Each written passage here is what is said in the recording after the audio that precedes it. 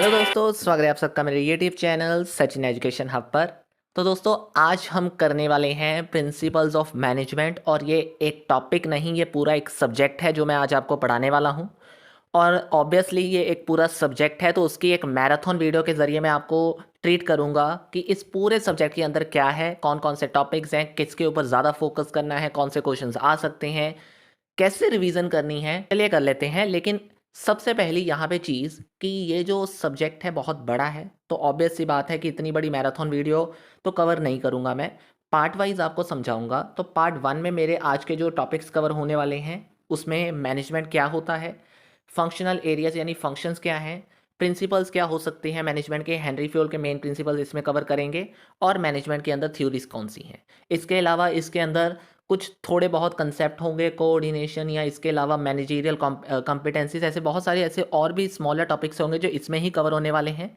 अगर इसके अलावा भी आपकी बुक में कोई ऐसा टॉपिक है जो मैंने कवर ना किया हो, तो आप मुझे बता सकते हैं, मैं वो एक सेपरेट वीडियो के ज़रिए आपको ट्रीट कर दूंगा अगर वो टॉपिक कवर ना हुआ होगा तो। ठीक है, चलिए मैराथन को स्टार्ट कर लेते हैं। तो पार्ट वन के अंदर मैं आपको बताने वाला हूँ कि सबसे पहले मैनेजमेंट होता क्या है। तो मैनेजमेंट के बारे में जब भी आप बात करोगे तो वहाँ पे कहा जाता है कि ग्रुप ऑफ पर्सन्स जब एक साथ मिलकर कोई अचीव करते हैं गोल और रिसोर्सेज को अच्छे से एलोकेट करते हैं, तो वो चीज़ मानी जाती है मैनेजमेंट, सिंपल मीनिंग में। लेकिन अगर हम इसे बिजनेस स्टडीज़ के अंदर या फिर मैनेजमेंट के अंदर बात करें, मतलब जब आप एक हाई लेवल बेसिस पे बात कर रहे हो इसकी, तो वहाँ पे आता है कि मैनेजमेंट एक ऐसी प्रोसेस है जहाँ पे हम प्लानिंग करते हैं, जहाँ पे हम ऑर्गेनाइजिंग करते हैं, जहाँ पे हम कंट्रोलिंग करते हैं बहुत सारे रिसोर्सेज की, जैसे कि फिजिकली रिसोर्स हो गए, या फिर ह्यूमन रिसोर्स हो गए, ऐसे बहुत सारे अदर रिसोर्सेज हैं जिनकी हम प्लानिंग, ऑर्गेनाइजिंग या कंट्रोलिंग जब करते हैं। और वो इसलिए करते हैं ताकि हमारे गोल्स अचीव हो जाएं, जो हमने स्पेसिफिक गोल्स रखे हैं वो अचीव हो जाएं। तो उस प्रोसेस को हम नाम दे देते हैं मैनेजमेंट। तो सिंपल सी मीनिंग इसका क्या है? It is a process of planning, organising and controlling the various resources to achieve the specific goals. ठीक है, इसी चीज़ को उन्होंने दो पार्ट्स में बताया था, ट्रेडिशनल और मॉडर्न में। तो ट्रेडिशनल एंड मॉडर्न ये आपके सामने डेफिनेशन है, जो मेरी ये बुक है। मैं ये जो टॉपिक है वो आपको मैं अपनी बुक से करवा रहा हूँ। तो ये जो बुक है वो आपको बाय करनी पड़ेगी, आपको मेरी वेबसाइट पे ये बुक मिल जाएगी, तो आप वहाँ से बाय कर सकते हैं। अदरवाइज़ इसके नोट्स भी वहाँ पे फ्रीली अवेलेबल होंगे, आप वो नोट्स भी यूज़ कर सकते हैं अगर आपने पढ़ना है। वेबसाइट की जो आपको मतलब इन्फॉर्मेशन है या उसका जो लिंक है वो आपको मेरी वीडियो डिस्क्रिप्शन में मिल जाएगा, वहाँ से आप कलेक्ट कर सकते हैं उन नोट्स को। चलिए, तो मॉडर्न और ट्रेडिशनल तो बहुत सिंपल है कि मॉडर्न में या ट्रेडिशनल की बात करें तो ट्रेडिशनल, इसके दोनों के बारे में ना हम मैनेजमेंट थ्योरीज में बात करने वाले हैं। लेकिन ट्रेडिशनल में एक छोटी सी बात बता देता हूँ कि जो ट्रेडिशनल में था ना, उसमें मैरी पार्कर ने या हेनरी फ्योल में एक चीज़ कही गई थी, the art of getting things. ठीक है जी, मेन चीज़ इसमें क्या है? The art of getting things done through others. ये लाइन जो है ना, ये कर लेना, क्योंकि ये ज़्यादातर पूछा जाता है एग्जामिनर के बेस पे कि art of getting things done through other. वैसे हेनरी फ्योल भी एक ट्रेडिशनल माना जाता है, या फिर वो कहोगे तो मैरी पार्कर फेलर एक नाम है, वो भी ट्रेडिशनल माना जाता है। उसने ये कहा था the art of getting things done through other. आप हेनरी फॉल भी लिखा होगा, कोई वैसे गलत नहीं है, कई कई बुक्स पे मैरी पार्कर फेलेट भी लिखा हुआ है। ठीक है, तो आप मेनली इस पे फोकस मत करो, आपको लॉन्ग क्वेश्चंस आने वाले हैं, आपको 5 मार्क्स क्वेश्चंस आने वाले हैं, तो आपको मेनली इसमें समझना है कि मैनेजमेंट है क्या। तो उसके बारे में मैं आपको बता चुका हूँ, तो ये दोनों चीज़ें आप आसानी से पढ़ सकते हो, आने वाले चैप्टर्स में इसमें यही बातें कवर होने वाली हैं। अब बात करते हैं इसके कुछ फीचर्स हैं। तो सबसे पहले है कि मैनेजमेंट क्या होता है। तो मैनेजमेंट में गोल ओरिएंटेड है, कि जो भी हम काम करते, मतलब जो भी मैनेजमेंट बनता है वो एक स्पेसिफिक गोल के लिए बनता है। उसमें हमें हमेशा ये बताया जाता है कि ये मैनेजमेंट अगर हम बना रहे हैं तो ये किस चीज़ के लिए बन रहा है। तो ऑब्वियस सी बात है कि अगर हमने मार्केटिंग मैनेजर को रखा है तो उसे इसलिए रखा है कि मार्केटिंग में जो सेल्स हैं उनके इंक्रीज हो सकें, इतने परसेंट इंक्रीज हो सके, इतने आने वाले टारगेट्स हमारे अचीव हो सकें। तो this is a goal oriented. Second है मल्टी डिसिप्लिनरी, मतलब इसमें एक काम नहीं होता कि हमने ये काम कहा है और सिर्फ एक स्पेसिफिक काम हो रहा है, इसमें मल्टीपल काम्स होते हैं। कहीं पे रिसोर्सेज को एलोकेट कर रहे होते हैं, तो कहीं पे ह्यूमन पे फोकस कर रहे होते हैं, तो कहीं पे साइकोलॉजिकल कंसेप्ट होता है। तो बहुत से ऐसे काम होते हैं जो इसमें मल्टी डिसिप्लिनरी है। ठीक है, मल्टी डायमेंशनल भी इसे कह सकते हो अगर आप कहो तो। उसके अलावा डायनामिक, डायनामिक क्या है कि मैनेजमेंट फ्लेक्सिबल है, जैसे जैसे इन्वायरमेंट चेंज होगा वैसे वैसे मैनेजमेंट चेंज होता है, वैसे वैसे मैनेजमेंट अपने फंक्शंस को चेंज करता है, वैसे वैसे पर्सन्स अपने आप को ढाल लेते हैं और अपने गोल्स को चेंज करके उन चीज़ों को अचीव करने की कोशिश करते हैं। तो डायनामिक है, ठीक है, कॉन्स्टेंटली चेंज हो जाता है ये भी जैसे जैसे इन्वायरमेंट चेंज होता है। इसके अलावा human oriented, human oriented means management कैसे बनता है, हम ही बनाते हैं, उसमें कौन होते हैं, हम ही होते हैं, तो ऑब्वियस सी बात है कौन है वो, ह्यूमन ओरिएंटेड है। उसके बाद कॉन्टिन्यूस प्रोसेस, ऐसे बहुत सारे और भी आपको फीचर्स मिलते जाएंगे, मैं आपको बात कर रहा हूँ सिंपल सिंपल वे में, क्योंकि अभी हम बात कर रहे हैं सिर्फ रिवीजन बेसिस पे, तो एग्जाम आने वाला है, उससे पहले एक छोटे से वे में आप कैसे क्लैरिफाई कर सकते हो, तो उन बच्चों के लिए ये बहुत ज़्यादा बेनिफिशियल है, ठीक है। कॉन्टिन्यूस मतलब मैनेजमेंट लगातार चलता है, एक बार प्लानिंग की, ऑर्गेनाइजिंग की, उसके बाद आते आते कंट्रोलिंग लास्ट स्टेप पर पहुंचे, कंट्रोलिंग के बाद फिर से हम प्लानिंग करते हैं, तो ऑब्वियस सी बात है ये सर्कल चलता रहता है, तो हम इसे कॉन्टिन्यूस प्रोसेस कहते हैं। इसके बाद है फंक्शनल, इसमें बहुत सारे फंक्शंस होते हैं, planning, organising, staffing, directing, controlling, ऐसे बहुत सारे फंक्शंस आपको मिलेंगे, उसके बारे में हम आगे पढ़ने वाले हैं। डिसीजन मेकिंग, डिसीजन मेकिंग क्या होता है कि मैनेजमेंट के अंदर एक पावर है कि उसने डिसीजन लेने हैं, चाहे वो किसी भी बेसिस पे है, आने वाले टाइम पीरियड में जो टारगेट्स हैं उनके बेसिस पे टाइमली डिसीजंस कैसे लेने हैं, डिसीजन मेकिंग का मौका हर किसी को मिलना चाहिए, तो ये मैनेजमेंट के अंदर एक इंपॉर्टेंट करेक्टरिस्टिक्स भी क्रिएट किया जाता है। इसके अलावा बहुत से और भी आपको मिल जाएंगे, तो ये आप आसानी से कर सकते हो, मेनली आपको समझना था कि मैनेजमेंट के अंदर कौन सी चीज़ें आती हैं। तो बात सीधी सी बताता हूँ कि अगर नेचर आता है क्वेश्चन, अगर फीचर आता है क्वेश्चन, या फिर अगर आपको कोई मेन फीचर के अंदर से कोई स्टेप पूछ लिया जाता है, तो कोई इतना टिपिकल चीज़ नहीं है, आप एग्जाम्पल के साथ उसे कोट कर सकते हैं। मेरी बुक में एग्जाम्पलरी आपको सारी सिचुएशंस मिल जाएंगी। नेचर, फीचर और करेक्टरिस्टिक्स तीनों का मतलब सेम होता है, चाहे एग्जाम में कुछ भी आ जाए, आपको यही आंसर लिखना है, ठीक है। उसके अलावा अब आप बात करते हैं ऑब्जेक्टिव्स की। तीन तरह के मेन ऑब्जेक्टिव्स हैं, आपने बिजनेस के अंदर पढ़ा होगा कि बिजनेस के भी तीन तरह के होते हैं, एक ऑर्गेनाइजेशनल, एक सोशियोलॉजिकल और मतलब सोसाइटी के रिगार्डिंग, एक होते हैं ह्यूमंस के रिगार्डिंग यानी एम्प्लॉयज़ के रिगार्डिंग जो उसमें काम कर रहे हैं। अब बात आती है सबसे पहले ऑर्गेनाइजेशनल, कि अगर मैनेजमेंट है तो वो किसका बना होता है, ऑब्वियस सी बात है एक ऑर्गेनाइजेशन के अंदर ही मैनेजमेंट होता है, तो उसका पहला फोकस कहाँ होना चाहिए, ऑर्गेनाइजेशन के ऊपर।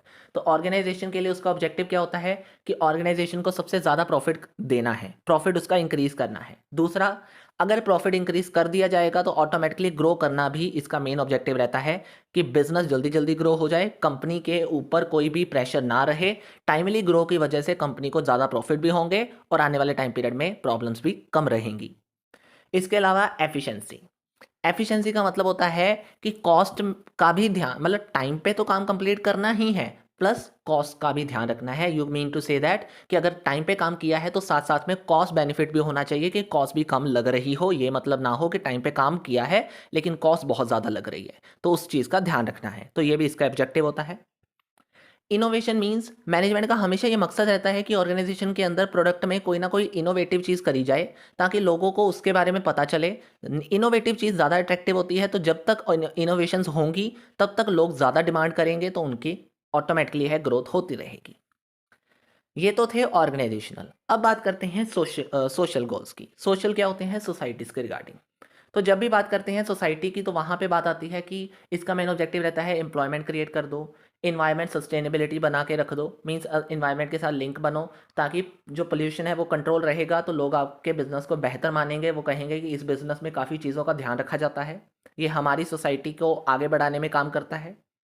इसके अलावा अगर कोई बिजनेस है तो उसका ये भी मेन मतलब मैनेजमेंट का ये भी ध्यान रहता है कि जो भी चैरिटीज़ या नॉन ट्रस्टेबल्स होती नॉन मतलब ट्रस्ट ऑर्गेनाइजेशंस होती हैं, वहाँ पे ज़्यादातर जो हेल्प चाहिए वो करें, ताकि अगर उनकी हेल्प करती हैं तो बिजनेस एक तो ग्रो होता है और उसकी गुडविल भी बहुत अच्छी बन जाती है। ऐसे दो चार पॉइंट्स आप आसानी से अपने आप लिख सकते हो, क्योंकि सोसाइटी के रिगार्डिंग मैनेजमेंट के बहुत सारे ऑब्जेक्टिव्स हैं जो आपको normally as a social responsibility के पार्ट में पता है। ह्यूमंस की बात करें तो उसमें अगर मैनेजमेंट की बात करी जाती है तो वहाँ पे एम्प्लॉय का ध्यान रखना सबसे पहली बात है। दूसरा, एथिकल स्टैंडर्ड्स, कोई भी एम्प्लॉय अगर काम कर रहा है तो मैनेजमेंट का ये फोकस होता है कि वो एथिकली काम करे, उसमें कोई अनएथिकल चीज़ ना हो, मतलब किसी को हार्म ना हो रहा हो। थर्ड मेन होता है कि वो कम्युनिटी के साथ इस तरह एंगेज कर रहा हो ताकि उसका बेनिफिट हो रहा हो उसमें। एंगेज करना मीन्स कहीं ना कहीं कम्युनिटी के साथ टाइमली जब एंगेज करोगे तो आपको और बिजनेस को पब्लिक के बारे में और पब्लिक को बिजनेस के बारे में टाइमली पता चलता जाएगा। तो ये आपके हो गए मेनली क्या कवर हो गए, मैनेजमेंट के ऑब्जेक्टिव्स। तो जो चीज़ें मैंने बताई हैं तो मैं अब डिटेल में नहीं बताने वाला कि इंपॉर्टेंस क्या है, क्योंकि ऑब्वियस सी बात है, इंपॉर्टेंस में वही चीज़ें होने वाली हैं जो मैं बताने वाला था। तो इसमें अगर बात करी जाए, एक एक हिंट ज़रूर दे रहा हूँ आपको, समझना है, लिखना आपने है। तो ये तो पता है आपको, या फिर अगर नहीं लिखना आता तो मेरी बुक ले सकते हो, वहाँ से आपको पढ़ने में भी बहुत आसानी होगी, ईजी लैंग्वेज लिखी हुई है। ठीक है। Achieving goals. Achieving goals means हमने बात करी ऊपर, गोल ओरिएंटेड है। तो मैनेजमेंट का सबसे पहली इंपॉर्टेंस कहाँ रहती है कि अगर ऑर्गेनाइजेशन के गोल्स को अचीव करना है तो मैनेजमेंट अच्छा होना चाहिए। मैनेजमेंट की ज़रूरत होती है कि गोल्स को अचीव करने में मैनेजमेंट सबसे बड़ी मदद करता है। ठीक है। दूसरा है, कोई भी डिसीजन अगर लेना है किसी भी कंपनी के अंदर, तो ऑब्वियस ही बात है, किसी भी ऑर्गेनाइजेशन को अगर कोई डिसीजन लेना है, टाइमली डिसीजंस लेने हैं, टाइमली डिसीजंस के बारे में प्रोग्रेस करनी है, तो वहाँ पे मैनेजमेंट ज़रूरी है। मैनेजमेंट को डिसीजन लेने में मदद, मैनेजमेंट डिसीजन लेने में सबसे बड़ी मदद करता है। थर्ड है कि मैनेजमेंट बनता ही इसलिए है ताकि कोई प्रॉब्लम अगर सॉल्व हो रही हो तो ज़रूर हो जाए। यानी कोई भी जितनी भी प्रॉब्लम्स होती हैं मैनेजमेंट ऑर्गेनाइजेशन के अंदर, उसको सॉल्व करना एक मैनेजमेंट का मेन पर्पस होता है कि भाई हमें ये चीज़ ज़रूरी सॉल्व करनी है, सबसे पहले इसके ऊपर ध्यान देना है। उसके अलावा एफिशिएंसी, वो मैंने ऊपर आपको बता दिया हुआ है कि इस तरीके से काम करवाना है कि कॉस्ट भी कम लगे और टाइम पे भी काम कंप्लीट हो जाए। इसके अलावा अगर मैनेजमेंट की ज़रूरत पड़ती है तो वो इस चीज़ में पड़ती है कि इनोवेशन ज़्यादा से ज़्यादा हो सके। कहीं पे भी आपको यहाँ पे लगता है कि कंपनी मतलब कंपनी में इनोवेशन चाहिए, तो वहाँ पे मैनेजमेंट का होना बहुत ज़रूरी है, क्योंकि एक सेपरेट मैनेजमेंट इनोवेशन के ऊपर अगर फोकस करेगा तो आपके बिजनेस में ग्रो जल्दी हो जाएगा। इसके अलावा कोई भी चेंज करना है, देखो फ्लेक्सिबिलिटी की बात करी थी, डायनामिक की बात करी थी, तो मैनेजमेंट एक फ्लेक्सिबल नेचर भी है। यानी अगर मैनेजमेंट को आप मतलब अगर एक मैनेजमेंट बिजनेस में होता है या फिर बिजनेस कंपनी में मैनेजमेंट आप रख लेते हो या बनाते हो, तो वहाँ पे मैनेजमेंट की ज़रूरत कहाँ पे है कि आप चेंजेस को आसानी से एक्सेप्ट कर सकते हो। यानी अगर कहीं पे गवर्नमेंट ने कोई पॉलिसी क्रिएशन करी तो वहाँ पे कंपनी को ज़्यादा फोकस नहीं करना, मैनेजमेंट उस चीज़ को अपने आप अडेप्ट कर लेगा, चेंज अपने आप आ जाएगा। इसके अलावा कोई भी स्टेक होल्डर जो कंपनी के बारे में कोई नॉलेज लेना चाहता है, तो कंपनी को उसके ऊपर फोकस करने की बजाय कंपनी ने अगर मैनेजमेंट बना लिया, तो मैनेजमेंट का यही काम होता है कि ज़्यादा से ज़्यादा स्टेक होल्डर को इन्फॉर्मेशन दे कंपनी के बारे में, और कंपनी के बारे में अगर कोई इन्फॉर्मेशन चाहिए उनको, तो वो भी उसको प्रोवाइड करे। ठीक है। तो these are the main importance जो मैंने आपको छोटे छोटे वे में बता दी। आप आसानी से इसे लिख भी सकते हो और इसके बारे में अब कर भी सकते हो। ठीक है।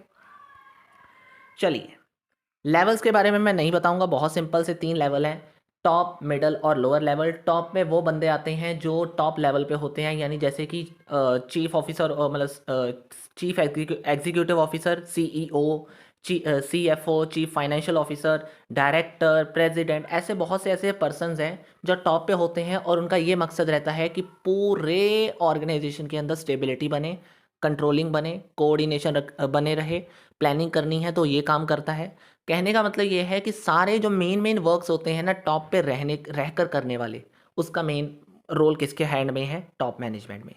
मिडल क्या करता है? जो पॉलिसीज अगर टॉप लेवल ने बनाई है तो उसको इम्प्लीमेंट करने में मदद करता है हमारा मिडल लेवल मैनेजमेंट। तो यू कैन से दैट कि कोई भी अगर पॉलिसीज क्रिएशन करी हैं, मैं आपको हिंट दे रहा हूँ, टॉप पे तो जो पर्सन थे वो मैंने बता दिए, मिडल पे वो पर्सन्स आते हैं जितने भी काम कर रहे हैं, काम करने का मतलब ये हुआ फंक्शनल मैनेजर।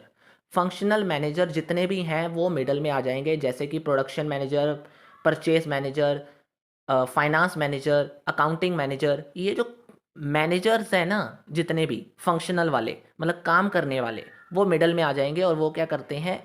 इफेक्टिवली इम्प्लीमेंट करते हैं पॉलिसीज़ को जो टॉप मैनेजमेंट में बनाई गई हैं, और लिंक क्रिएट करते हैं टॉप और लोअर लेवल में, ताकि उनके बीच में कोई भी गिले शिकवे ना रहे। कोई ज़रूरत है टॉप मैनेजमेंट की तो लोअर को दे दो, कोई लोअर की रिपोर्ट है तो वो उन्हें टॉप मैनेजमेंट तक पहुंचाता है। ठीक है। और लोअर में तो आपको पता ही है, वर्कर्स होते हैं, फोरमैन होते हैं, सबॉर्डिनेट्स होते हैं जो उस लेवल पे काम कर रहे होते हैं, और वो सबसे क्लोज होते हैं कस्टमर्स के, वो सबसे क्लोज होते हैं उन चीज़ों के जो उन्होंने मतलब जो एक्चुअली में कर रहे होते हैं वहाँ पे, मतलब जिनका मेन रोल होता है एक कंपनी में। कहने का मतलब क्या है कि डे टू डे ऑपरेशंस जो हो रहे हैं कंपनी के अंदर, डे टू डे के अलावा कि वर्क को कैसे चेक करना है, रेगुलर कैसे करना है, उन चीज़ों के ऊपर ध्यान देने वाला लेवल क्या है? लोअर, जिसे हम सुपरवाइजरी लेवल भी कहते हैं। ठीक है। चलिए, एक क्वेश्चन है कि इज मैनेजमेंट अ साइंस और अ आर्ट? तो सिंपल सी यहाँ पे आपको बता देता हूँ कि मैनेजमेंट साइंस भी है, मैनेजमेंट आर्ट भी है, लेकिन management is not a proper science but is a proper art. ये तो पता है आपको, बहुत से क्लास 12 में भी आपने पढ़ा हुआ है इस चीज़ के बारे में कि वो प्रॉपरली साइंस क्यों है, मतलब आर्ट क्यों है, और साइंस में उसे प्रॉपर साइंस क्यों नहीं कहा जाता, लेकिन वो साइंस है। तो हमें ये प्रूफ करना है कि वो साइंस क्यों कहा जाता है। तो जब भी बात करी जाती है साइंस की, तो मैनेजमेंट एक सिस्टमेटिक बॉडी है, जो साइंस भी एक सिस्टमेटिक बॉडी है उससे मैच करती है। कहने का मतलब क्या है कि जो साइंटिफिकली हमें नॉलेज मिलती है वैसी ही नॉलेज मैनेजमेंट में भी है, और मैनेजमेंट भी हमें कोई ना कोई नॉलेज देता है। तो दोनों में एक effective systematic body of knowledge है जो कोई ना कोई चीज़ के बारे में हमें नॉलेज देता है कि कैसे हमने उस चीज़ को करना है, और करने के बारे में जो हमें चीज़ बताती है वो दोनों चीज़ों में है। तो इसीलिए मैनेजमेंट इज़ अ साइंस, पहला रीज़न। दूसरा बनता है कि जो मैनेजमेंट की नॉलेज है वो काफ़ी ऑब्जर्वेशन और एक्सपेरिमेंट्स पे बेस्ड होती है। तो सिमिलरली जो साइंस की भी नॉलेज है वो पहले एक्सपेरिमेंट्स करके ही पता चलती है। तो कहीं ना कहीं ये भी दोनों फीचर सिमिलर होने की वजह से मैनेजमेंट को साइंस कहा जाता है। इसके अलावा मैं आपको ऊपर ऊपर ओवरव्यू दे रहा हूँ, ठीक है ना। तो इतना तो आपको पता चल जाएगा, आपको सिर्फ समझना है, बाकी करना तो आपको अपनी वजह से है, आपको पढ़ना है। मैं आपको समझा सकता हूँ, एक रीड करके लाइंस के बारे में बता तो नहीं सकता ना। अब रीड करने लग गया तो भाई वीडियो तो पहुँच गई बहुत दूर। तो रीड तो आपको करना है, आपको सिर्फ समझना है। तो थर्ड पॉइंट पे आते हैं। थर्ड पॉइंट है कि अगर आप बात कर रहे हो प्रिंसिपल्स के बारे में, तो मैनेजमेंट के जितने प्रिंसिपल्स हैं जो हेनरी फ्योल ने दिए हैं उनका आपस में कॉज एंड इफेक्ट रिलेशनशिप है। यानी कोई ना कोई किसी वजह से, जैसे मैंने कहा डिवीज़न करी है तो उसकी वजह से, मतलब मैंने ऑर्गेनाइजेशन के अंदर काम की डिवीज़न करी तो उसकी वजह से क्या हुआ, स्पेशलाइजेशन इंक्रीज हुई। तो सिमिलरली ऐसे ही क्या होगा, अगर ऐसे ही बात करें साइंटिफिकली, तो वहाँ पे क्या होता है, कॉज एंड इफेक्ट रिलेशनशिप रहता ही है कि किसी चीज़ का कोई इफेक्ट तो पड़ता ही है। इसी तरीके से कोई भी अगर आप बात करोगे कि मैनेजमेंट के प्रिंसिपल्स हैं जो, वो मॉडिफिकेशन करते रहते हैं टाइमली, मतलब वहाँ पे चेंजेस आते हैं। तो चेंजेस वर्ड से क्या क्या क्लिक हो रहा है माइंड में, मैंने बताया था ना कि management is a flexible in nature और डायनामिक इन नेचर, तो वैसे ही उसके प्रिंसिपल्स भी डायनामिक है। तो जैसे जैसे सिचुएशन चेंज होती है उन्हें अडेप्ट करना पड़ता है नई सिचुएशंस के साथ। तो साइंटिफिकली भी हमें क्या करना है, एडवांसमेंट के साथ जीना है। जैसे जैसे नई नई एडवांसमेंट आएगी वैसे वैसे साइंटिफिकली हमें बात करनी है नई नई चीज़ों की। तो उन्हें भी आने वाले कुछ ट्रेंड्स के हिसाब से अपने आप को अडेप्ट करना है। तो दोनों फीचर्स दोनों में सेम है, तो जिसकी वजह से हम कह सकते हैं इतने सिमिलर फीचर्स जो है ना, इसकी वजह से हम इसे साइंस कह सकते हैं। लेकिन इसमें एक बात है कि जो हमने एक्सपेरिमेंट्स की बात करी थी ना, वहाँ पे था कि वो एक्सपेरिमेंट ह्यूमन नेचर से बेस्ड होते हैं, राइट। लेकिन जो साइंटिफिकली है वो ह्यूमन से डील नहीं करता, वो प्रॉपरली ह्यूमन से डील नहीं करता। क्योंकि अगर हमने साइंटिफिकली क्या कहा कि जो साइंस है, अगर हम मैनेजमेंट को साइंस कहते हैं तो वो ह्यूमन बिहेवियर पर डिपेंड है। तो इसीलिए उसने कहा लास्ट लाइन में कि it can be said that कि मैनेजमेंट एक सोशल साइंस बन जाएगा अगर वो पीपल के साथ डील करता है। तो कहने का मतलब यही हुआ कि मैनेजमेंट तो ह्यूमन बिहेवियर के साथ डील करता है ना। तो हम ये कह तो नहीं सकते क्योंकि उसके 3 फीचर तो सिमिलर है और दूसरा फीचर भी सिमिलर है, बस एक वर्ड की वजह से हम उसे सोशल साइंस कहेंगे। तो इस अगर कोई चीज़ साइंस प्लस सोशल साइंस है तो वहाँ पे वो प्रॉपर साइंस नहीं है, क्योंकि साइंस एक सोशल साइंस तो नहीं है ना। कहने का मतलब क्या है कि साइंस तो है मैनेजमेंट, पर प्रॉपर या प्योर साइंस नहीं है, क्योंकि इसमें सोशल साइंस भी इंक्लूड हो जाती है। ठीक है, ये तो था साइंस का। उसके बाद आते हैं आर्ट के ऊपर। तो आर्ट में जब बात करते हो तो सबसे पहले है कि आर्ट भी हमें कोई ना कोई नॉलेज देती है कि कहाँ पे, मतलब एक तरीके से कह लो कि आर्ट भी किसी किसी चीज़, मतलब आर्ट में भी क्या होती है, एक सिस्टमेटिक बॉडी ऑफ नॉलेज है। कोई नॉलेज होती है, थोरेटिकल नॉलेज होती है जिसके बारे में हमें जानना होता है। सिमिलरली मैनेजमेंट भी एक थोरेटिकल नॉलेज पे बेस्ड होता है जिसमें हम बहुत सारे मैनेजमेंट के एरिया के बारे में नॉलेज लेते हैं। ठीक है, दूसरी चीज़ है कि कोई भी मैनेजर है वो एक यूनिक मेथड के साथ वर्किंग करता है, जैसे कि आर्ट होती है। मतलब क्या है, एक आर्ट में यूनिक मेथड अपनाया जाता है किसी चीज़ को करने का, किसी चीज़ को ड्रॉ करने का। और एक नई आर्ट होती है ना, आर्ट मतलब कुछ नया करना।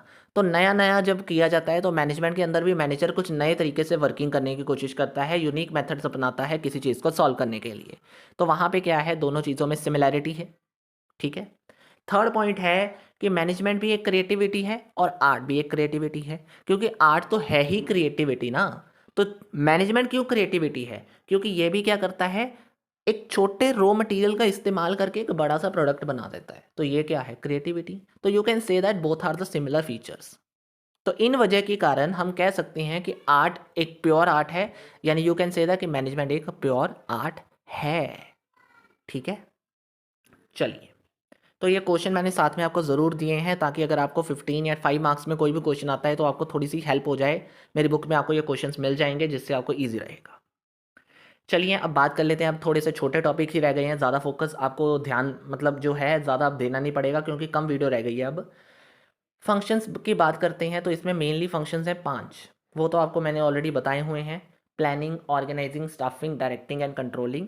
और एक वर्ड था लुथर गुलिक, उसने कहा था, मतलब एक ऑथर था लुथर गुलिक, उसने कहा था पोस्ड कॉर्ब, POSDCORB। तो उसको भी आप इसमें इस्तेमाल कर सकते हो। मैंने उसे वैसे मेंशन नहीं करा, क्योंकि आपके मेन 5 फीचर्स, मेन 5 प्लानिंग आपके फंक्शंस हैं। और एक इंपॉर्टेंट बात, ये फंक्शंस तो हैं ही, लेकिन इसके साथ साथ ये एक प्रोसेस भी है। यानी अगर आपको पूछ लिया जाए कि what is the process of management, तो वहाँ पे कंफ्यूज मत हो जाना, वहाँ पे फंक्शंस ही आएंगे। तो फंक्शंस की बात करते हैं। पहले नंबर पे है प्लानिंग। तो प्लानिंग का मतलब क्या है?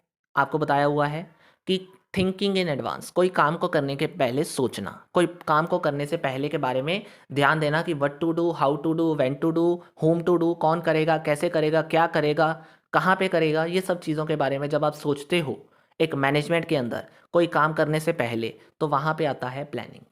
असल में प्लानिंग एक ऐसी स्टेज है जहाँ पे आप फ्यूचर में कुछ डिसीजन लेने का सोचते हो, फ्यूचर में कुछ अचीव करने का सोचते हो। तो यू कैन से दैट कि ऑब्जेक्टिव को आप सेट करते हो at at the first stage, जिसे हम प्लानिंग कहते हैं। बहुत आसान है वर्ड, कोई इतना मुश्किल नहीं है कि आप फ्यूचर के बारे में यहाँ पे एक्शन लेते हो, क्या करना है, कैसे करना है, कौन से ऑब्जेक्टिव्स को अचीव करना है, वो यहाँ पे डिसाइड करते हो। और जितने भी अदर फंक्शंस होते हैं मैनेजमेंट के, वो इस प्लानिंग से ही स्टार्ट होते हैं। विदाउट प्लानिंग आप कह सकते हो कि ये पूरी प्रोसेस ख़त्म है। विदाउट प्लानिंग हम इस अगले फंक्शन, मतलब कोई भी अगला फंक्शन इसके बाद जो आपके मेन फंक्शंस हैं ऑर्गेनाइजिंग वगैरह, वो आप कर ही नहीं सकते। तो प्लानिंग है तो प्रोसेस है, नहीं तो नहीं। ठीक है, इसके अलावा ऑर्गेनाइजिंग, ऑर्गेनाइजिंग क्या है? यू कैन से दैट कि यहाँ पे अरेंजमेंट करना, कोऑर्डिनेशन करना, गाइडिंग करना, कंट्रोल करना वेरियस एक्टिविटीज़ को। मतलब एक तरीके से मैं कहूँ तो जितने भी रिसोर्सेज हैं ना, उनको कैसे हैंडल करना है, उनको कैसे अरेंज करना है, कोऑर्डिनेट करना है, उसके बारे में बात की जाती है। और इसके अलावा अलावा मैं अगर कहूँ तो वो चीज़ क्या है? Authority and responsibility relationship creation की जाती है यहाँ पे। मतलब authority and responsibility relationship plus delegations के साथ डील किया जाता है इस पूरे केस में। तो इसके बारे में आपका पूरा अगला एक यूनिट है, प्लानिंग के बारे में भी अगला एक पूरा यूनिट है। तो मैं उसके बारे में आपको डिटेल में वहाँ पे बताऊँगा। तो आपको बस इतना हिंट दे रहा हूँ कि प्लानिंग क्या है, ऑर्गेनाइजिंग क्या है। देयर आफ्टर आपको आता है स्टाफिंग का प्रोसेस। स्टाफिंग क्या होता है?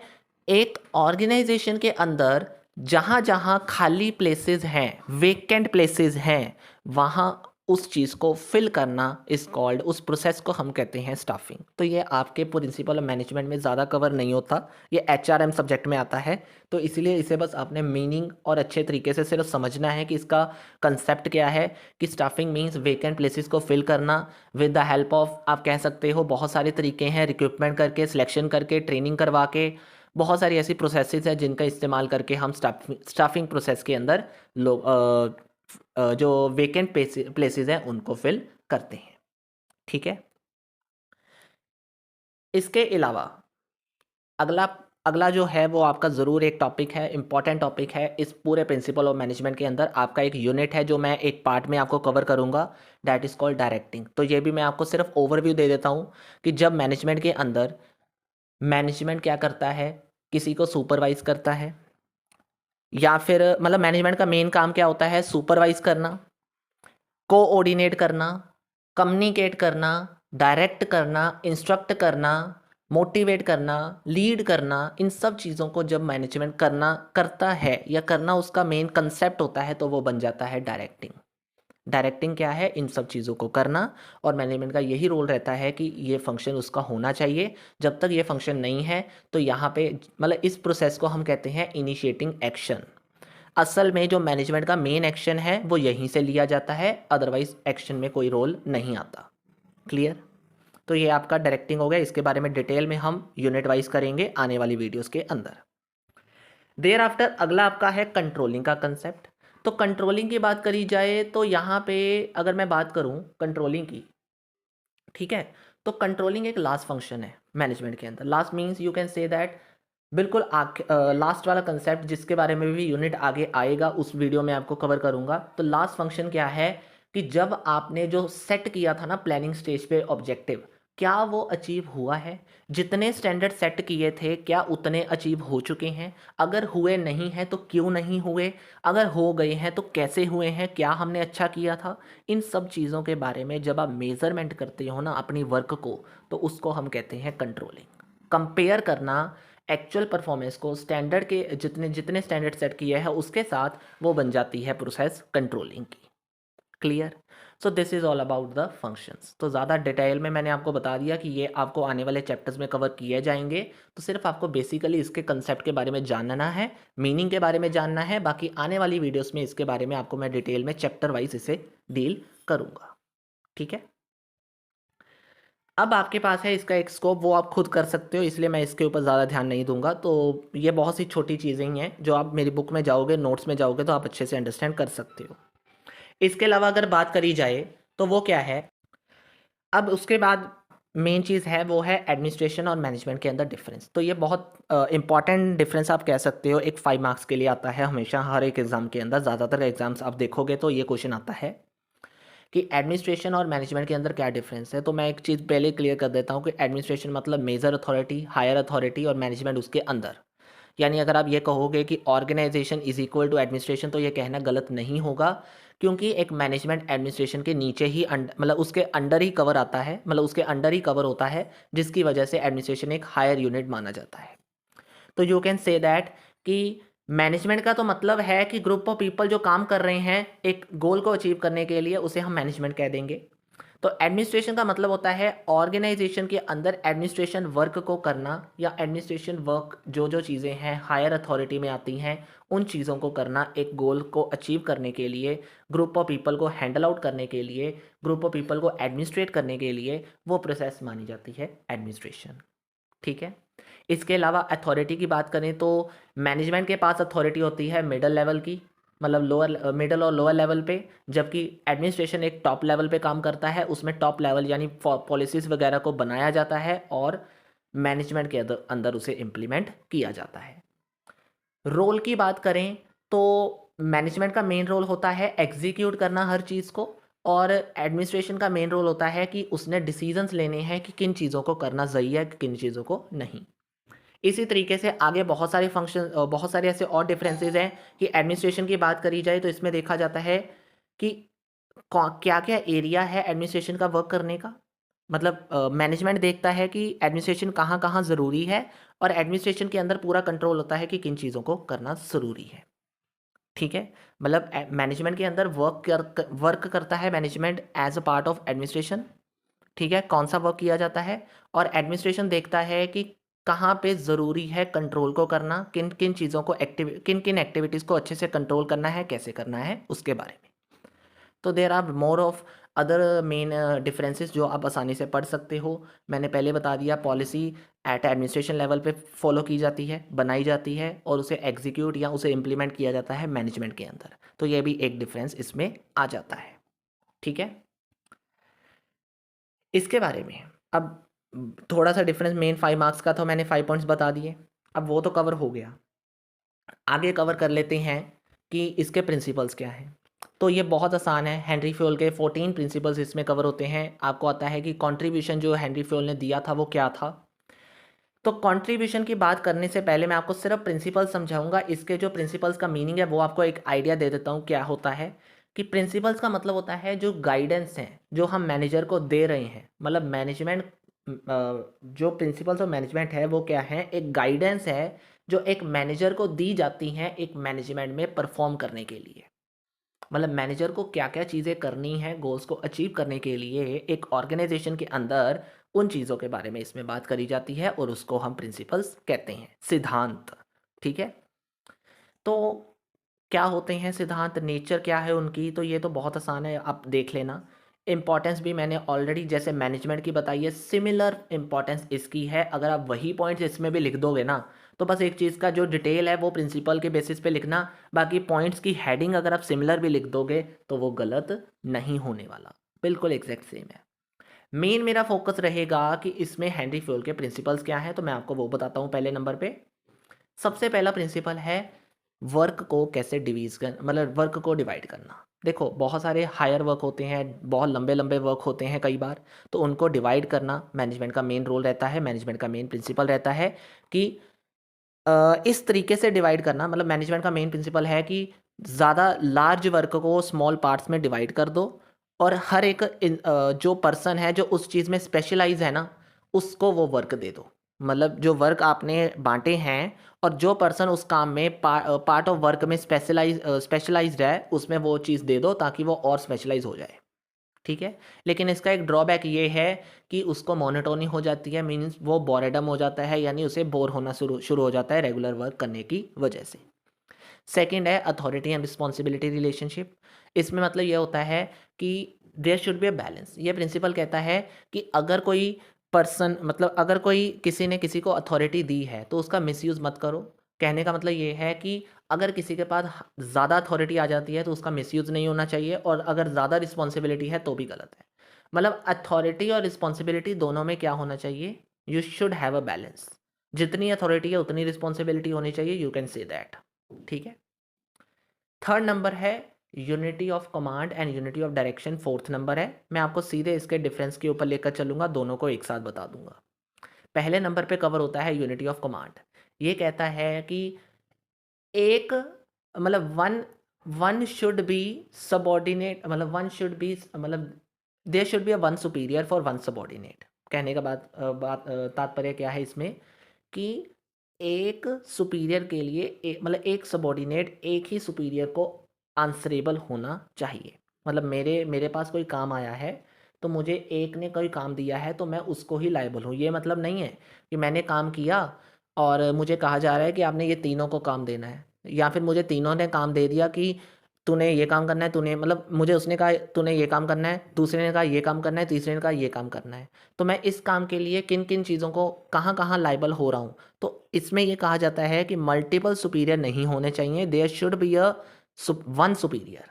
एक ही सुपीरियर होना चाहिए एक काम को आंसरेबल करने के लिए। ठीक है। यूनिटी ऑफ डायरेक्शन क्या है, यूनिटी ऑफ डायरेक्शन है, you can say that one had one plan. एक हेड और एक ही प्लान होना चाहिए, मतलब एक पर्सन होना चाहिए और एक ही प्लान होना चाहिए जो आपने अचीव करना है।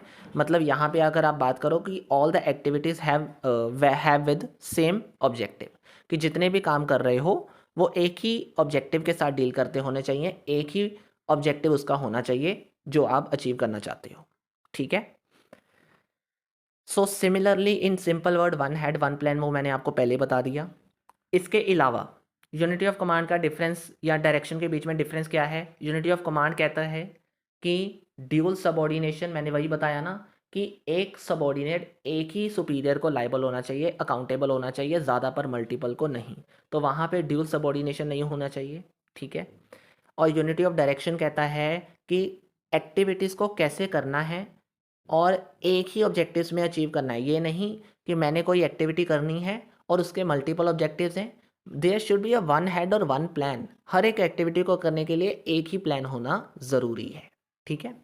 थर्ड नंबर है कि जो यूनिटी ऑफ कमांड है वहाँ पे हम एम्प्लॉय के ऊपर फोकस करते हैं, एक सिंगल एम्प्लॉय के ऊपर, जबकि डायरेक्शन के लिए जब हम यूनिटी ऑफ डायरेक्शन की बात करते हैं तो वहाँ पे पूरी एक्टिविटीज़ को कवर करने के लिए पूरे ऑर्गेनाइजेशन को कवर किया जाता है।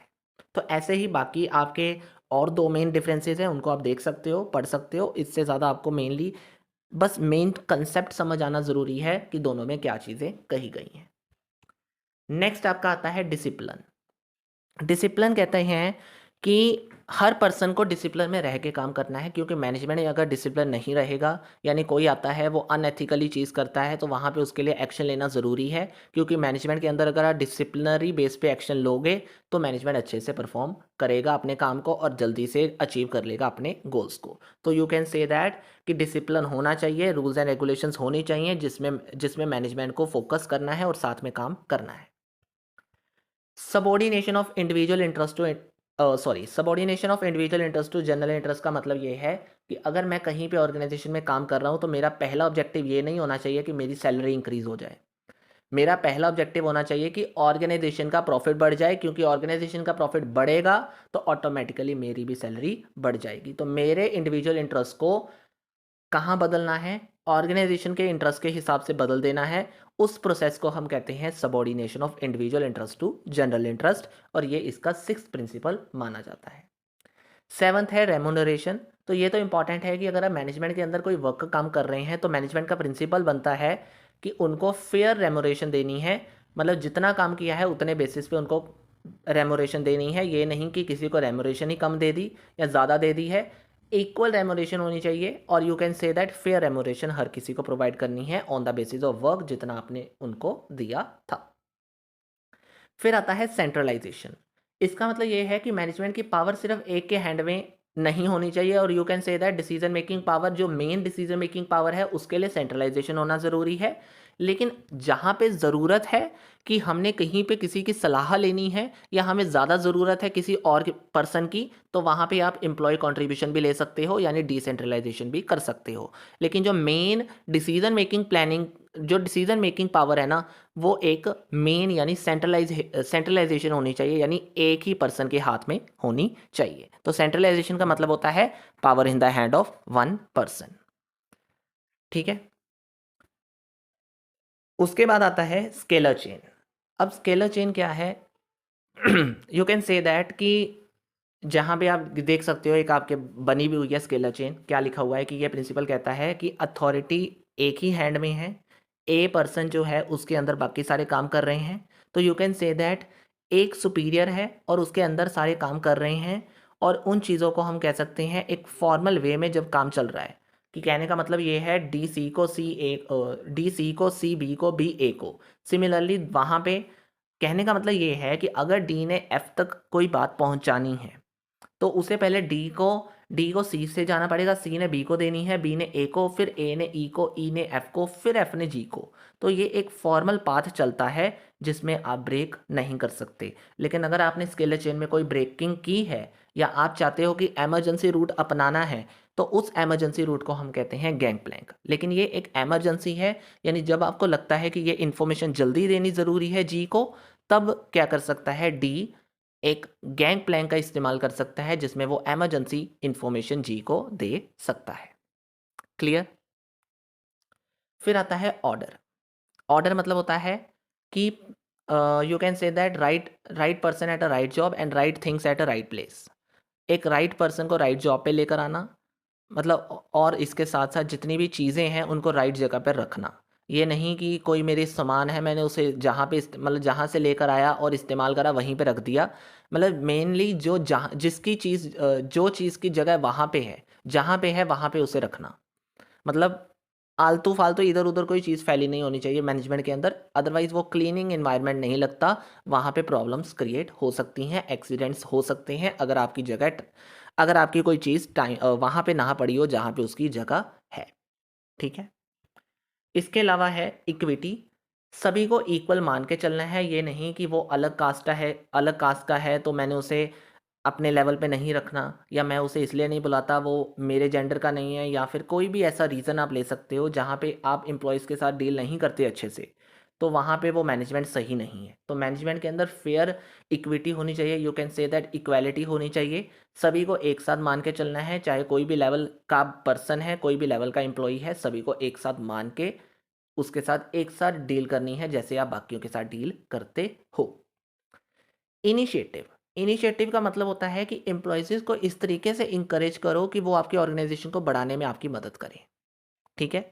ये मतलब मेनली इसमें क्या होता है, इनिशिएटिव मीन्स एम्प्लॉयज़ को ऐसे इंसेंटिव्स प्रोवाइड करो कि वो ऑटोमेटिकली आपके बिजनेस के लिए कुछ अच्छा करने का सोचें और आपके बिजनेस को अच्छा टाइमली ग्रो करने में कोई प्रॉब्लम ना हो।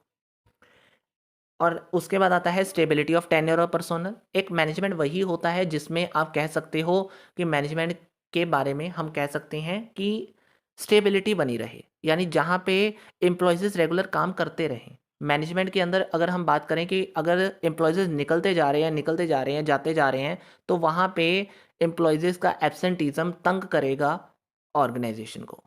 तो एक मैनेजमेंट वही अच्छा है जहाँ पे एक एम्प्लॉय अगर काम कर रहा है वो लंबे समय के लिए काम करे और लंबे समय के लिए ऑर्गेनाइजेशन के साथ जुड़ा रहे। दैट इज स्टेबिलिटी होनी चाहिए उसके आने जाने में, उसके टेन्योर में। ठीक है। और लास्ट है एस्पिरिट दी क्रॉप, यानी टीम स्पिरिट बना के रखना। यू कैन से दैट कि एक टीम स्पिरिट बना के रखनी चाहिए, क्योंकि कई बार कोई काम एक पर्सन नहीं कर सकता तो टीम में मिलकर वो काम किया जा सकता है। तो हर एक मैनेजमेंट में क्या होना चाहिए, एक ऐसा पार्ट होना चाहिए जहाँ पे टीम मिलके काम करे और जल्दी से काम हो सकता है और ग्रुप गोल्स भी अचीव हो सकते हैं। चलिए, तो ये आपका टॉपिक हो गया प्रिंसिपल्स का भी।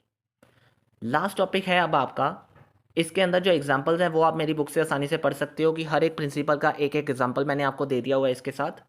लेकिन अब हमारा फोकस होता है एक लास्ट टॉपिक के ऊपर कि मैनेजमेंट की थ्योरीज क्या हैं। तो ये एक छोटा सा लास्ट टॉपिक है जिसके ऊपर मैं आपको फोकस करवाऊंगा। और ये जो थ्योरीज हैं वो किसने दी थी वो आपको पता ही है। मतलब जो थ्योरीज हैं वो 3 तरीके की हैं। मतलब मेनली 3 तरीके की जो मेन थ्योरीज में कवर होती हैं वो है क्लासिकल मैनेजमेंट के बेसिस पे, मॉडर्न मैनेजमेंट के बेसिस पे और नियो क्लासिकल मैनेजमेंट के बेसिस पे। तो मैं इसे ज़्यादातर आपको डिटेल में नहीं जाऊंगा, क्योंकि ये इतनी ज़्यादा आपको कहूँ तो फोकस करने वाली चीज़ नहीं है, क्योंकि मैंने इसे डिटेल में पहले भी लिख दिया है और बताया भी है। साइंटिफिक मैनेजमेंट पहले नंबर पे है। साइंटिफिक मैनेजमेंट, हेनरी फ्योल ने अगर प्रिंसिपल ऑफ मैनेजमेंट दिए थे तो इसने साइंटिफिकल प्रिंसिपल्स दिए थे।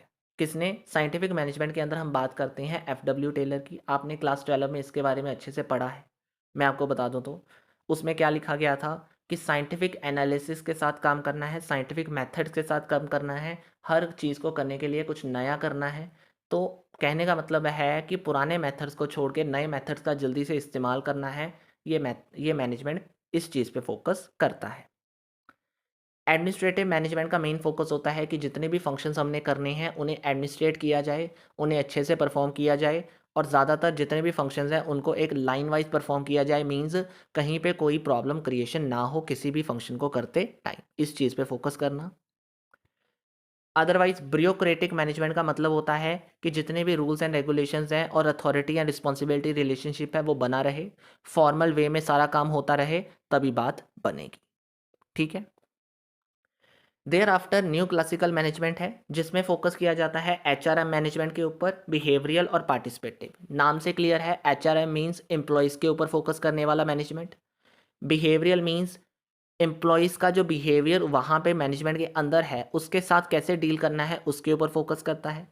और पार्टिसिपेटिव मैनेजमेंट मीन ये कहता है कि हर किसी को मौका दो कि आके वो आपके साथ पार्टिसिपेट करे, एक हर एक काम में वो अपना पार्टिसिपेशन दे, स्पेशली डिसीजन मेकिंग में जहाँ पे ज़रूरत ज़्यादा है, क्योंकि हर एक का डिसीजन जब आपके पास आएगा तो आपको भी डिसीजन लेने में आसान होगा और आपका फाइनल डिसीजन क्या हो सकता है वो आसान आपको मिल जाएगा।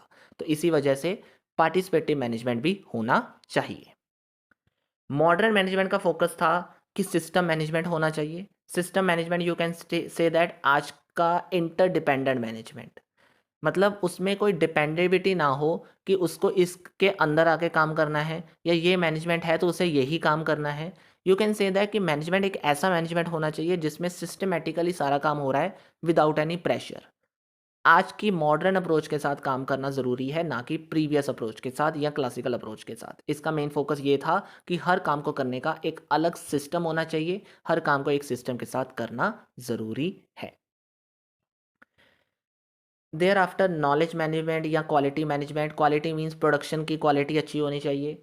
यहाँ पे कह सकते हो क्वालिटी कंट्रोल बना के रखना है या फिर इम्प्रूवमेंट बनानी है। एक मैनेजमेंट के अंदर हर चीज़ को अच्छे से इम्प्रूव करना है। मींस कहीं पे प्रॉब्लम आती है, किसी की चीज़ की क्वालिटी कम है तो वहाँ पे क्वालिटी के ऊपर फोकस करना है। This is the main thing.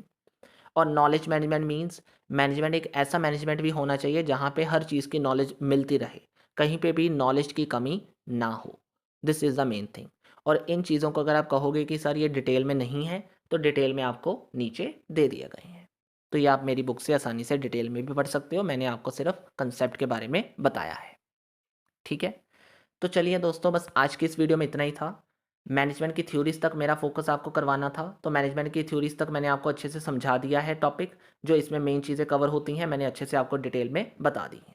Otherwise इस टॉपिक में अगर कोई चीज़ रहती होगी तो कोई बात नहीं, आपको पार्ट 2 में वो चीज़ मिल जाएगी। अगर मेरा ध्यान नहीं गया तो आप मुझे बता दीजिएगा, मैं आपको वो भी टॉपिक कवर करवा दूंगा। तो चलिए दोस्तों, बस आज की इस वीडियो में इतना ही है। बड़ी ज़रूर है वीडियो, लेकिन इसलिए कहा था पार्ट 4 तक जाएगी, ताकि आप 40 मिनट्स भी एक बार पढ़ लेते हो तो आपको पूरा पार्ट 1 क्लियर हो जाएगा, आपका यूनिट 1 क्लियर हो जाएगा। तो चलिए दोस्तों, इतनी बड़ी वीडियो बनाई है तो लाइक शेयर सब्सक्राइब करके ज़रूर जाइएगा, और वीडियो कैसी लगी है ये ज़रूर बताइएगा। आज की इस वीडियो में इतना ही है। Thank you very much, have a nice day.